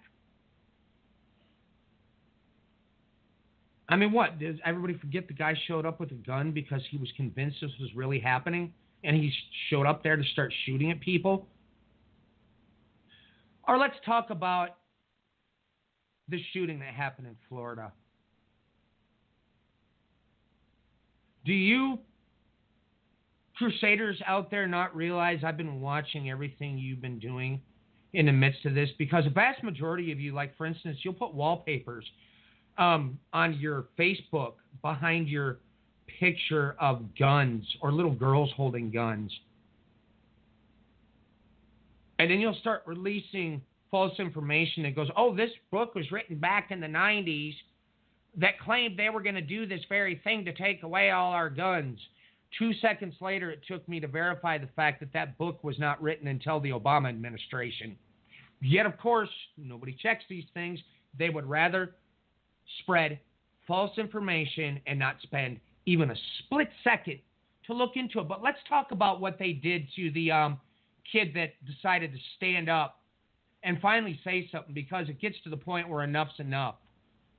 You know, because when you have people are just walking in with guns and say schools and lighting the entire place up, somehow in everybody's mind they just go to, that's crisis actors to take away our guns, because that's how much these people actually value human life.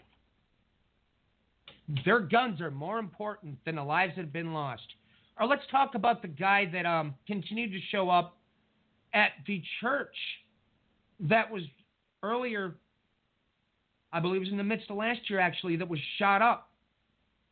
This crazy guy showing up there and accusing these people of being crisis actors. And this is like, once again, this kind of behavior has been normalized because they're going to take our guns.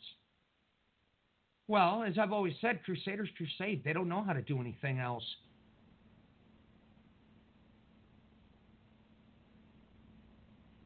I've had people send me friends requests recently where they took David Hogue, I believe is his name, the kid that stood up to say something, where they've turned him into Hitler. And they think this is cute. You know, it kind of catches your attention, as they pointed out on Vice, as the mother is sitting there being interviewed. And people showed up on her Facebook wall and started threatening to kill her kid. This is what we live in.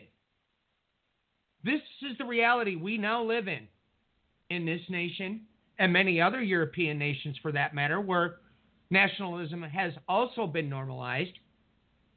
We live in a society now where kids in a school were killed, other people shot at, people in a church for that matter were shot at. These people are still all trying to come to terms with the fact that they've lost family members, friends, and we have 70% of the population in the United States believes that these nut jobs are actually telling the truth. It is somehow acceptable to attack people, call them liars, because they might take away your guns.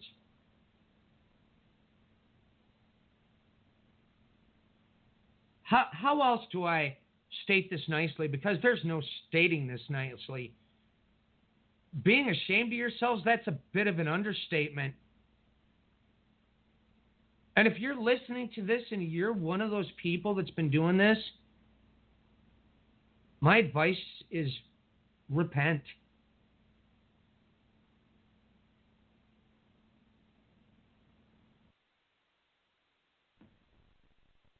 This is now somehow in everybody's mind the American way. You know, folks, it's always been the infamous one. When it speaks to the harlot, it's going to become drunk upon the blood of the saints.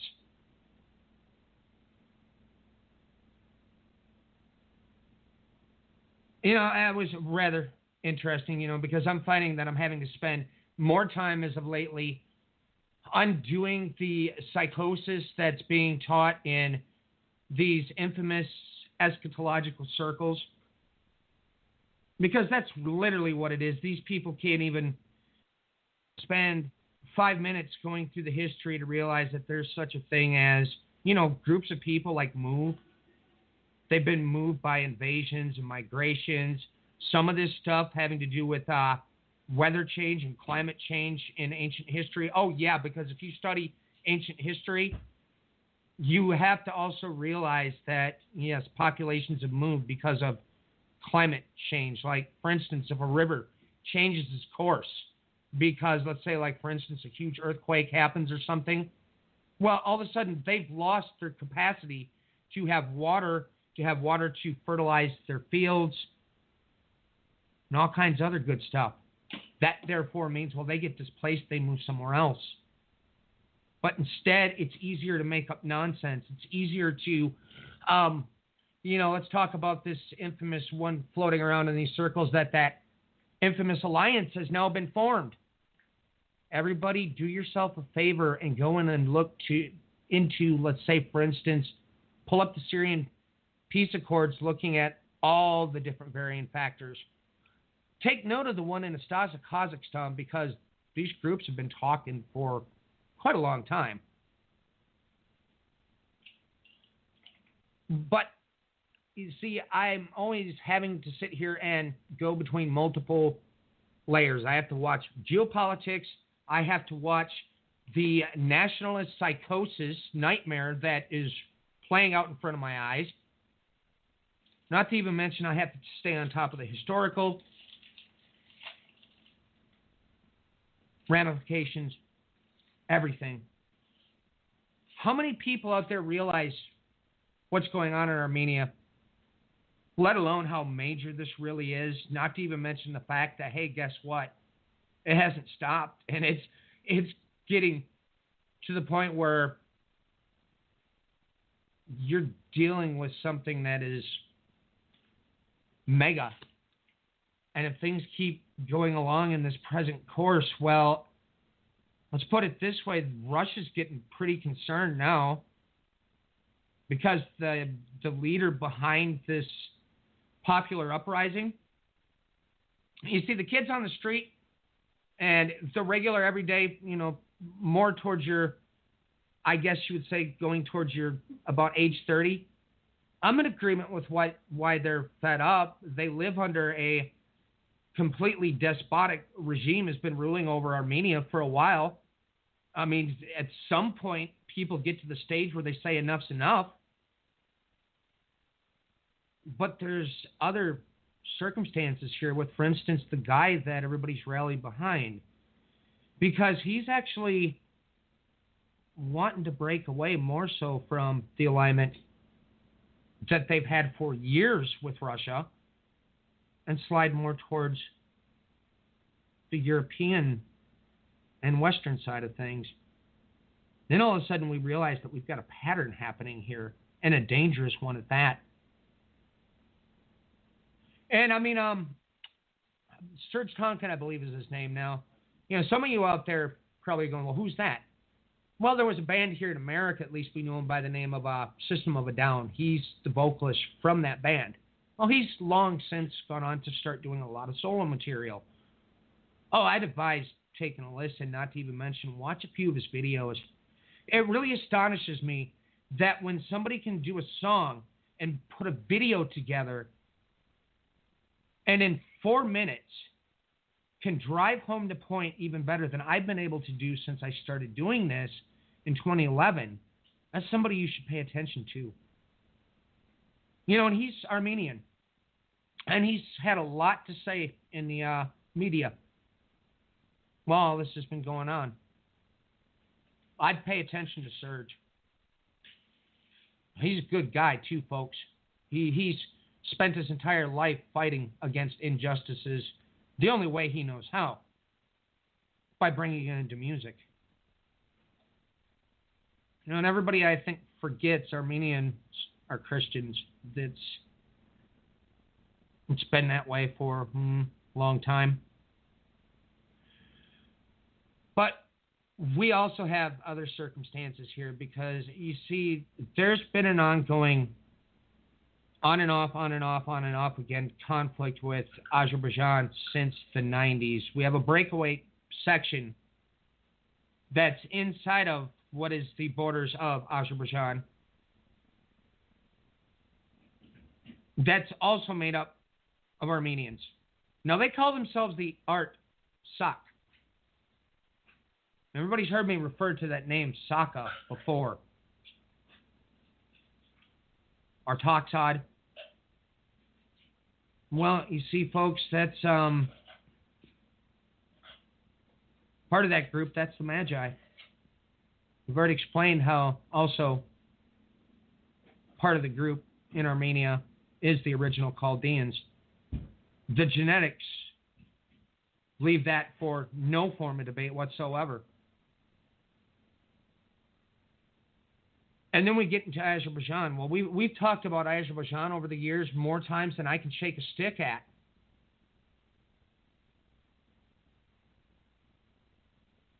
Oh, they're important.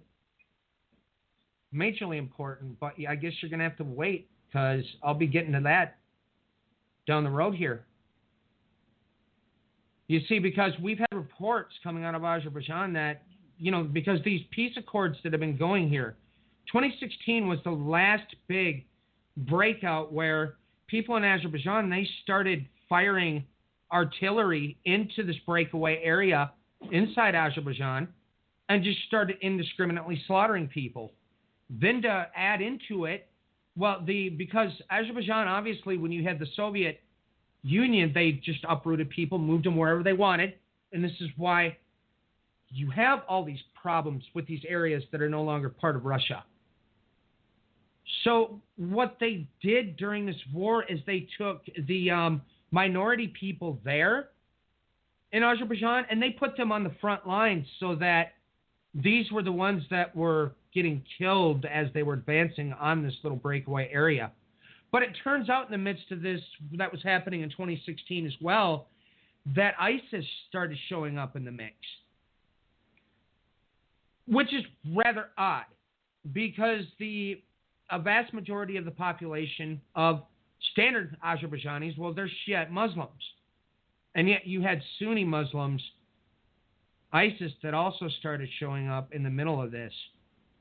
Now, the Baku region, everybody should be familiar with the amount of different gas pipelines that have been going through there and everything else. And even Israel has a major interest in that area. BP bought great big holdings in that area a while back.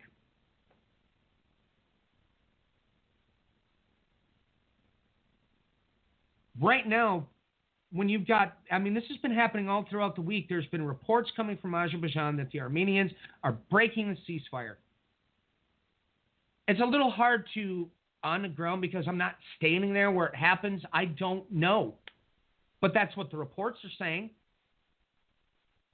The report that came out the other day talked about 95 times it was broken, but this time it was broken with artillery. Because before it was broken with like heavy machine gun fire and, some rounds coming out of, say, whatever style rifle it is that group has. But, last week when they got the prime minister to step down, the military jumped on board. Some of the military jumped on board with the protest leaders. So now the military in Armenia, on top of it, is divided. Now, I knew to take note of this, everything that was going on in Armenia, because I know patterns. I know historical patterns. And this thing still continues to build. This leader behind the revolution now has stated that the entire governing body, this Republican governing body, has to go. It's been announced today that the ruling party quits prime minister rate. Protest leader bids for power. This thing ain't done. And Azerbaijan is sitting there looking at them going, this kind of destabilization, folks, this could break out again at any given moment. And I see the dot going here, and I know I'm running down to that timeline. But that's the whole point here, folks, is we have a very important place in the world where things are boiling over.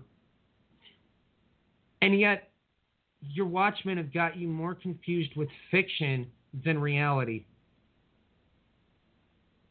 It just boggles my mind. I mean, it even boggles my mind as I bring up the JewishEncyclopedia.com article concerning Magog. Let's look at the other ones. You might want to take a look at those, folks. And that kind of even gets you to scratch your head. Yeah, they bring up the Scythian. Oh, but there's a few of us out there that have studied those Scythian in depth, because it's always been many tribes, many tongues amongst the blanket term of the Scythian. And Herodotus didn't hide that. He never did. He lets you know that each group of people was a different group of people. I wonder why the Riphean Mountains might be important. I wonder what Raphath has to do with anything. Everybody, go and do yourself a favor and look up Slav. See if you get run in circles when they try to tell you, well, we don't know where they came from. Look, they're going to tell you that with all kinds of people. They pull that same stunt with the Chaldeans. You know, with me, when I see something like that, I say, okay, you want to play that game? Good. Then it's time I get an answer. And I get the answer. I spent a vast amount of time with the archaeological data, the historical documentation, and the genetics. And I come back swinging with an answer. But it's easier to repeat what these other people are saying as opposed to doing that. And then everybody can't figure out why they're so confused. I mean, I'll drop the last one on me. This is the one that made me giggle the most. Somebody was coming forward trying to say that the quote-unquote Mystery Babylon, well, that goes back to Rome because that's where the Seven Mountain is. Really? Hey, folks, do yourself a favor and find out when it was that the Eastern Roman Empire got rolling with Constantinople, because you're going to giggle. Yes, that is now modern Istanbul. You see, that's a type in a shadow to get everybody to understand something, but they can't even realize that that place was the eastern seat of the Roman Empire that didn't even get started until how many years AD? Once again, though, it's easier to run around spouting fiction. And then, you know, this is how we end up with the Pope, is the false prophet. You know, and let's see, I mean, Obama was the Antichrist a couple years ago. And these people that have been pushing that, they still are pushing it. It's classic. We've got people that can make rapture predictions, and they completely, nothing happens, and then everybody's going, yay, please come back. We want you back. We like false prophets. And this is the nightmare we've woken up into. So, there's my diatribe. Handing it back over. Well, that ended on kind of a sour note, didn't it? Well, truth that's stranger than fiction. You know, they scream, they scream, they scream.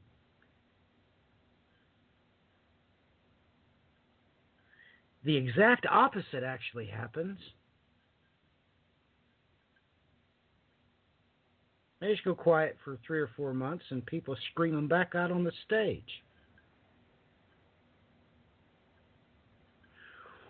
Well,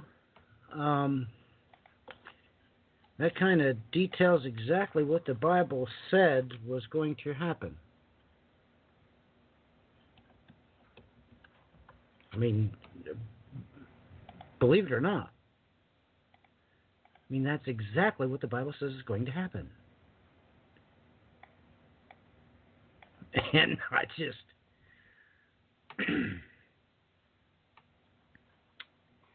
For the time will come when they will not endure sound doctrine, but after their own lust they shall heap to themselves teachers. Now, who is this referring to? These are the fat sheep of Ezekiel chapter 34. What are they going to do? Because they have these itching ears. They shall turn away their ears from the truth, and shall be turned into fables. But watch thou in all things, endure affliction, do the work of evangelist, make full proof of thy ministry. Full proof.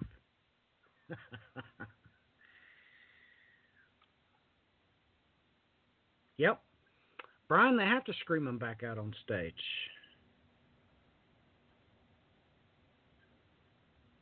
That's what they do.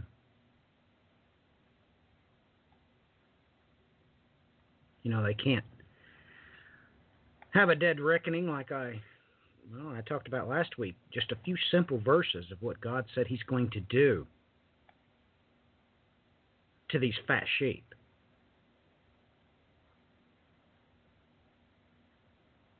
They don't want to hear that. But like I said, the first affliction that's going to strike them, all their hair falling out, they've already got that covered. They've already got wigs purchased for that. But, you know, I wonder what's going to happen to all these really fat sheep that they get that hair surgically sewn into their scalp. Oh, my goodness.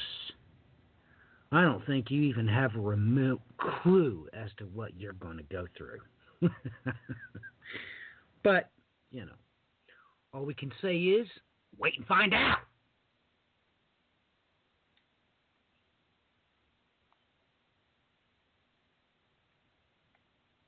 You know, got talking here the other day in a private chat.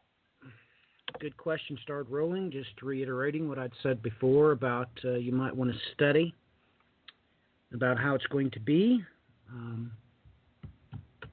might want to study how it is that cooking changes at altitude. You might want to look into that because all the technical data in the Bible, God's holy word, makes it pretty clear as to why He gives certain parameters. Here, let's just talk about one. I talked about this in the Tiny Chat the other day, but they've already heard this. So I'll tell all of you. It's common knowledge that the atmosphere is about 300 miles thick. Well, guess what God's Word says there prophetically? He says that's going to drop by 42 miles. Do you know what that means?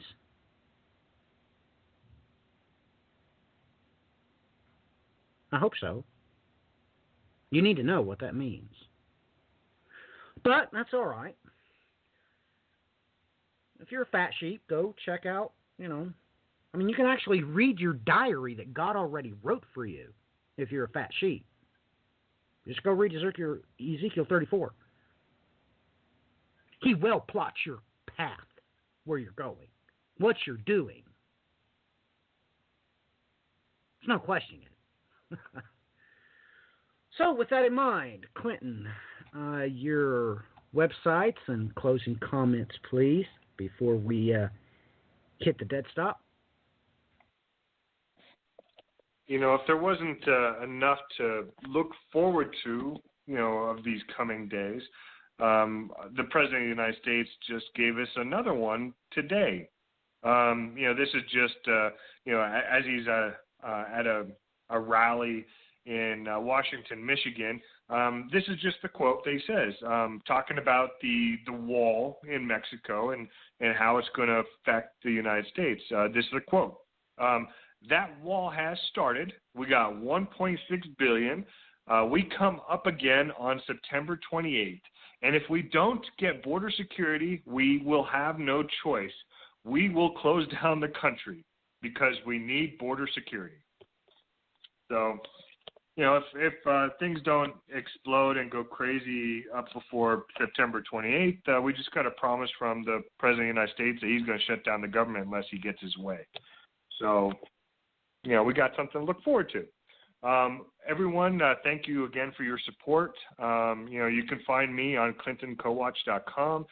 You can follow me on Twitter, where I post all the news sources that we talked about in the show.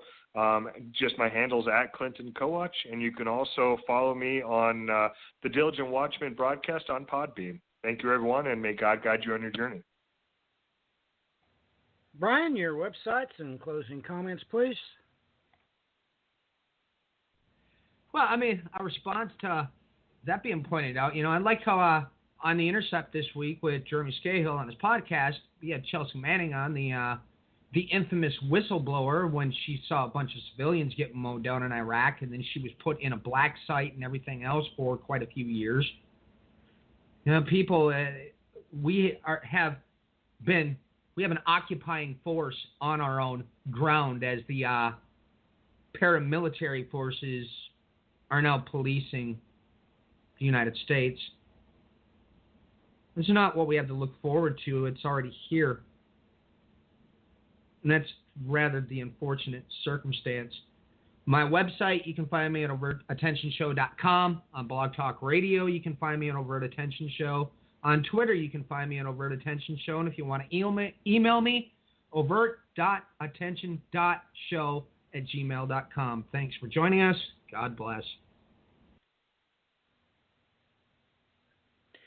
Well, ladies and gentlemen, I don't know what to think about the dream that I had. I really didn't. I honestly didn't know what to make of it when I looked up the two localities that she was using. The descriptor she used, those two names are real. And that's really what somebody from Sicily would describe to me. But just so you all know, you might want to look to that region. I know that here, as of late, the mighty volcano Stromboli has been erupting. Now, I don't know why the Lord would want to give me that sort of dream.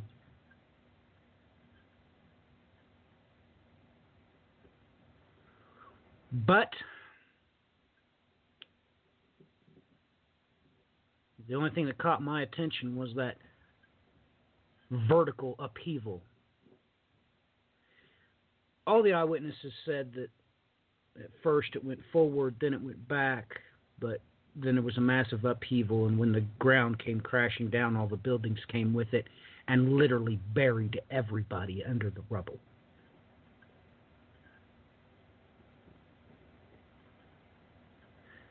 Contemplate in your mind, ladies and gentlemen, 80,000 plus dead in one earthquake. Just one.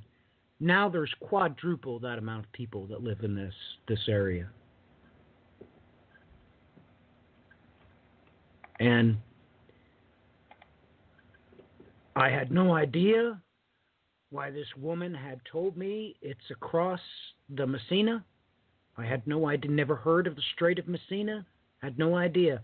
I had no idea that the southern Italy and those two islands were included in this region that in Italian means literally midday. The Mezzogiorno. I had no idea what the Mezzogiorno was. I was looking at her like she was crazy. What's a Mezzogiorno? But then I realized that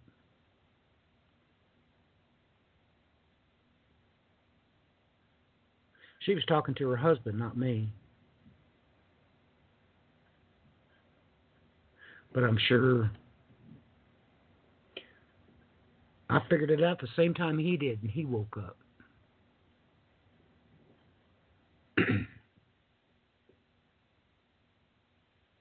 Do yourself a favor and try studying blood pressure at altitude. Here, let me ask you this.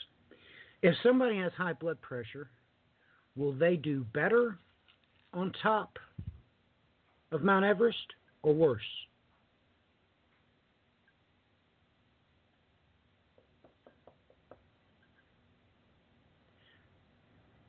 My name's Matthew Miller.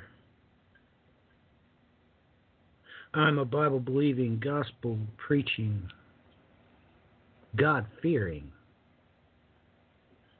Christian. I don't believe in cunningly devised fables. I know exactly who, what, where, when, why the Lord my God has said what he said. And he meant every syllable of it.